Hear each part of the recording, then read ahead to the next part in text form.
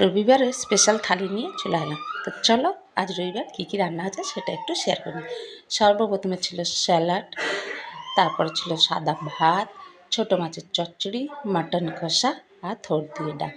ছোটো মাছের চচ্চড়ি দিয়ে সুন্দর করে ভাতটা মেখে এক গ্লাস মুখে ঢুকানো যাক। চলো সুন্দর করে মুখে ঢুকিয়ে নিই। আর ছোটো মাছের চচ্চড়ি খেতে কার না ভালো লাগে, সবারই কিন্তু ছোটো মাছের চচ্চড়ি খেতে ভালো লাগে। আর আমি নর্মাল ঘরে যেভাবে থাকি সেইভাবেই কিন্তু ভিডিওটা শ্যুট করছি। ওই প্রফেশনালি একদম সেজে গুজে ওইভাবে কিন্তু আমি ভিডিও করার সময় পাই না, করিও না।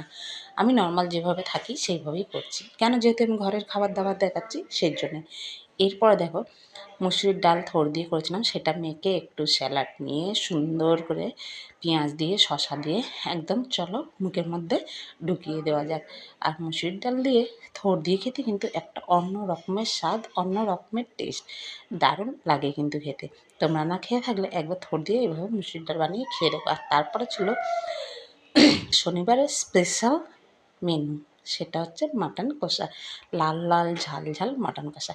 কার কার বাড়িতে রবিবার, সরি আমি ভুল করে শনিবার বলে ফেলেছি, রবিবারে কার কার বাড়িতে এরকম মটন কষা হয়। আমার বাড়িতে আগে রোজ হতো, এখনও অনেক ডাক্তারের বারণে অনেক কম হয়, মাঝে মধ্যে হয়, চিকেনটাই বেশি হয়। তো চলো ঝোল দিয়ে ভাতটা মেখে একটু শসা একটু পেঁয়াজ দিয়ে একটু মাটন নিয়ে সুন্দর করে মুখে ঢুকিয়ে দিলাম।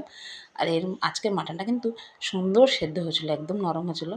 খাওয়া দাওয়া শেষ করে এখন নাল্লিটা চুষছিলাম, দেখি নাল্লির ভেতর থেকে বার করতে পারি কিনা। হ্যাঁ, আমি কিন্তু সাকসেস হয়েছি বার করতে। ভিডিওটা ভালো লাগলে লাইক করে শেয়ার করে কমেন্টস করে টাটা।